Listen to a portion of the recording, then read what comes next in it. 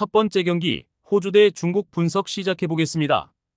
호주는 첫 연전에서 스케줄이 좋았지만 승점 1점 추가에 그쳤다. 바레인과 인도네시아를 상대했는데 이 경기에서 한 골도 뽑아내지 못했다. 그로 인해 아놀드가 경질되며 아켐에서 우승 경력이 있는 포포비치를 감독으로 선임했다. 또 지난 명단에 빠졌던 흐루스티치가 돌아왔고 실베라와 이랑쿤다 등 유럽파들이 합류했다. 소우타르와 롤스 등 주축 수비진도 건재하다. 중국은 일본전 대패를 비롯해 첫 두 경기를 모두 내줬다. 월드컵 출전이 한 회에 그치는 등 축구에서 눈에 띄는 성적을 내지 못하고 있다. 이번 일정에는 우레이가 부상으로 빠졌고 브라우닝 역시 나설 수 없다. 공격진에는 베이징의 쌍포인 장윤인과 리양밍이 나설 것으로 보이는데 리유아니와 청진 등이 뒤를 지원할 것이다. 호주의 승리를 본다. 중국은 지난 부진으로 인해 대표팀 명단이 많이 바뀌었다. 그러나 확실하게 낮은 전력으로 보기 어렵고 이 경기는 원정 일정이다. 흐루스티치와 오닐, 어빈 등이 측면과 중원을 오가며 기회를 만들 것이고 듀크가 기회를 놓치지 않을 호주가 승리할 것이다. 두 번째 경기 우즈베키스탄 대 이란 분석 시작해보겠습니다. 우즈벡은 2승을 따내며 조 1위로 올라섰다. 이란과 아랍에미리트, 카타르 등 서아시아 3강이 조기의 고전이 예상됐지만 기대 이상의 출발이다. 로마의 스타 공격수인 쇼무로도프가 주장으로 팀을 이끌며 찬스를 잘 마무리했고 슈크로프와 함노베코프의 지원도 안정적이었다. 수비진에는 알리쿨로프와 압둘라예프 등 전성기 구간을 시작한 선수들이 버티고 있다. 이란은 같은 2승의 골득실도 같지만 다득점에서 밀린 조 2위다.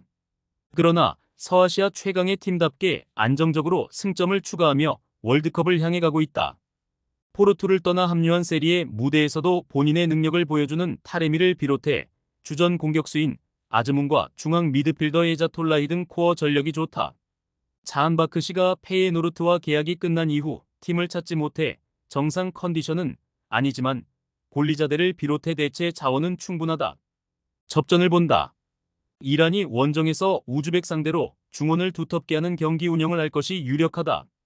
고도스와 에자톨라히 등이 중앙에 나서 상대의 공세를 저지하며 쉽게 분위기를 주지 않을 것이다.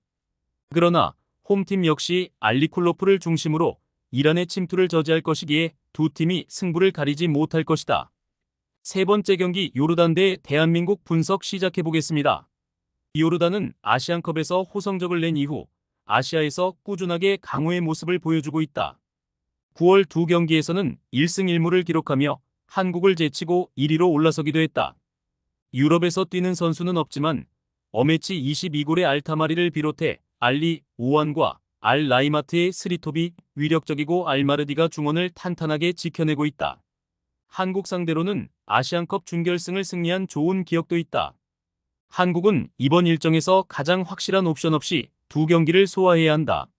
대체 불가의 자원이자 팀의 주장인 손흥민이 토트넘에서 당한 부상 여파로 인해 이번 일정에 빠진다. 이강인이 파리에서 최근 제로톱으로 잘해주고 있는 점에 기대를 걸어야 하는데 오현규와 황희찬, 배준호 등이 을 지원해야 한다. 접전을 본다. 한국은 정몽규 협회장과 홍명보 감독 등이 최근 있었던 청문회를 통해 질타를 당하는 등 경기 외적으로도 분위기가 좋지 않다. 김민재가 주장 완장을 찰 것으로 보이지만 손흥민의 공백도 있다. 그래도 황인범과 이재성 등이 중원을 지키며 최종 수비를 보호할 한국이 쉽게 주도권을 내주진 않을 것이다. 최종 조합은 영상 아래 고정 댓글로 말 걸어주시면 오늘 정보방에서 무료로 공유해드립니다. 제발 손해보면서 토토하지 말고 다같이 웃으면서 즐겁게 베팅합시다.